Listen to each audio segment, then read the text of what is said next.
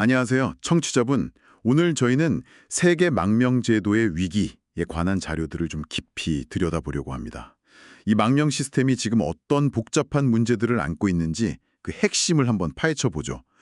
시작부터 좀 충격적인데요. 이 자료 보니까 전 세계적으로 집을 떠나야 했던 사람 수가 2010년 이후로 3배나 늘어서 1억 2,300만 명이라고요. 어마어마하죠. 네, 정말 엄청난 숫자입니다. 그리고 영국의 미겔 씨 사례 같은 걸 보면 망명 신청하고 7년이 지났는데도 아직 결정이 안 났다는 건데요. 이게 현재 시스템의 어려움을 딱 보여주는 것 같아요. 맞습니다. 이게 시스템이 정말 한계에 다다랐다는 신호일 수 있죠. 그럼 이게 왜 이렇게까지 된 걸까요? 현재 시스템의 뿌리를 좀 봐야 하는데요. 이게 1951년 유엔 난민협약에 기반하고 있거든요. 그러니까 2차 대전 끝나고 특히 냉전 시대에 발생했던 그런 망명자들을 염두에 두고 설계된 틀인 거죠. 아, 그 시대 상황에 맞춰진 거군요. 그렇죠. 근데 지금 현실은 너무 다르잖아요. 전쟁도 훨씬 길어지고 박해도 늘고 또 경제적인 이유로 더 나은 삶을 찾아서 이제 떠나려는 사람들도 막 급증하고 있고요. 그러다 보니까 이 오래된 시스템이 이걸 다 감당하기가 좀 어려워진 겁니다. 그리고 부유한 국가들 내부에서도 정치적인 부담감 같은 게 점점 커지고 있죠. 그렇군요. 그럼 시스템 부담이 커지는 이유가 단순히 난민 수가 늘어난 것 말고 또 뭐가 있을까요? 네, 그 갤럽 조사가 흥미로운데요. 전 세계 성인 중에 한 16%, 이게 거의 9억 명 정도인데 영구적으로 다른 나라로 이주하고 싶어 한다고 해요. 9억 명이요? 와, 네, 근데 현실적으로 부유한 국가들이 합법적으로 받아들일 수 있는 이민 규모는 이것보다 훨씬 작거든요. 그 격차가 엄청나겠네요. 바로 그겁니다. 합법적인 길이 너무 좁으니까 어떤 사람들은 이제 망명 시스템을 일종의 이주 경로처럼 생각하게 되는 거죠.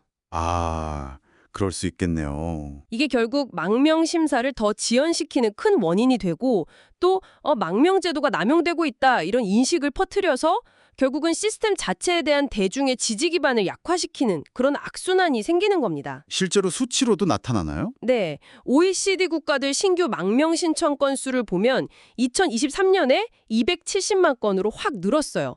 그리고 EU 내의 망명 인정률은 2016년에는 57%였는데 올해는 42%까지 떨어졌고요. 심지어 미성년자한테는 좀 더 관대할 거라는 생각 때문에 나이를 속이는 경우까지 있다고 하니까 이게 참 복잡한 상황이죠. 네. 근데 이런 통계나 정치적인 논쟁 이면에는 정말 그 끔찍한 현실에서 탈출한 사람들의 실제 이야기가 있다는 걸 또 잊으면 안 될 것 같습니다. 자료에 나온 그 수단 내전 피해서 탈출한 수크라 씨 경우만 봐도요. 무장 괴한한테 형제를 잃고 본인도 성폭행까지 당하고 겨우 이웃 나라인 차드로 피신했다는 거잖아요. 정말 너무 가슴 아픈 사연이죠. 네, 맞아요. 바로 그 지점이 중요합니다. 사실 수크라 씨 같은 난민들의 대다수, 한 73% 정도는 부유한 나라가 아니라 소득이 낮거나 중간 수준인 이웃 나라에 머물고 있다는 거죠. 대부분이 오히려 주변국에 머무는군요. 네, 차드가 정말 대표적인 예인데요. 그 나라 자체도 극심한 빈곤 상태인데 수단 난민을 130만 명이나 받아들이고 있어요.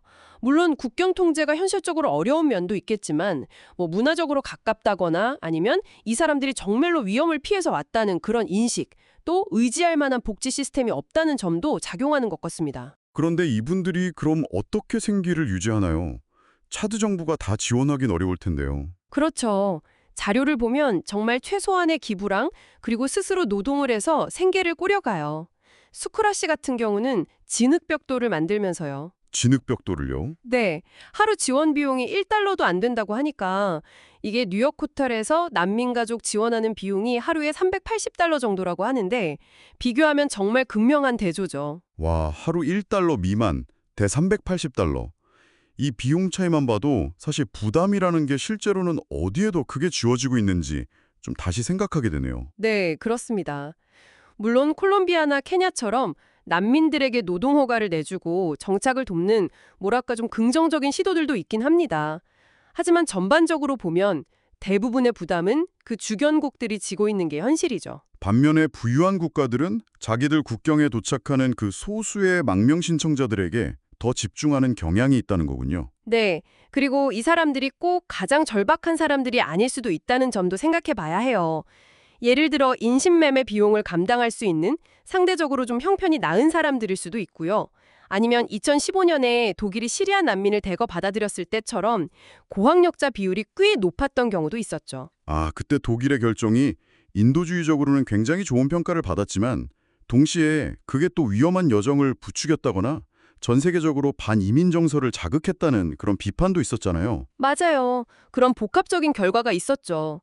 그래서인지 요즘 부유한 국가들의 정책 방향이 좀 바뀌고 있는 것 같습니다. 어떻게 바뀌고 있나요? 크게 보면 한 세 가지 방향인데요.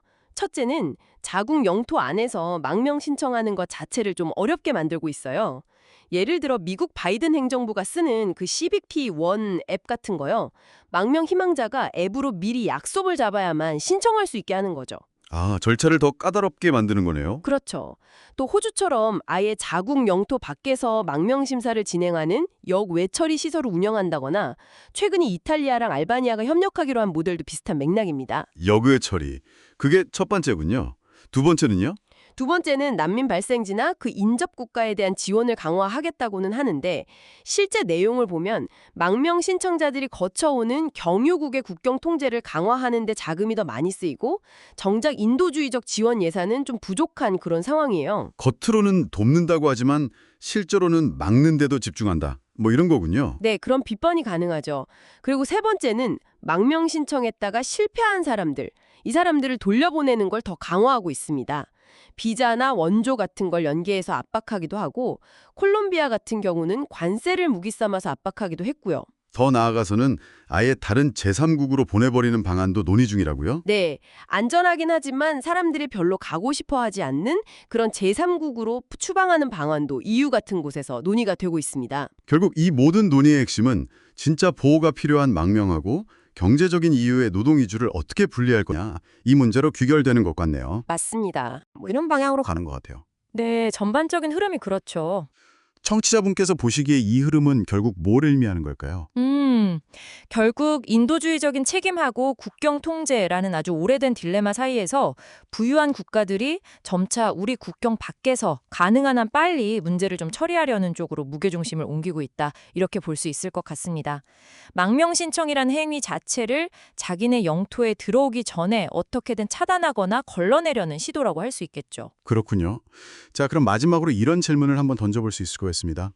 만약에 부유한 국가들이 이 망명 심사 과정을 완전히 역외, 그러니까 자기 나라 밖이나 아니면 처음 도착한 국가로 넘겨버리고 이걸 자국의 노동이주 문제와 완전히 분리하는 데 성공한다고 가정해보죠. 그렇게 되면 과연 국제적인 책임 분담이라는 이 원칙은 어떻게 되는 걸까요? 네, 그게 정말 중요한 질문이죠. 그리고 소위 첫 번째 안전한 국가로 지정된 나라들은 과연 늘어나는 이 부담을 감당할 수 있을지, 또 이게 다른 윤리적 문제나 실질적인 문제를 낳지는 않을지, 어쩌면 이 망명을 요구할 권리, 즉 비호권이라는 것의 의미 자체가 근본적으로 변하게 될 수도 있다는 생각이 듭니다. 이 부분은 청취자분께서도 한번 깊이 고민해 보시면 좋을 것 같습니다.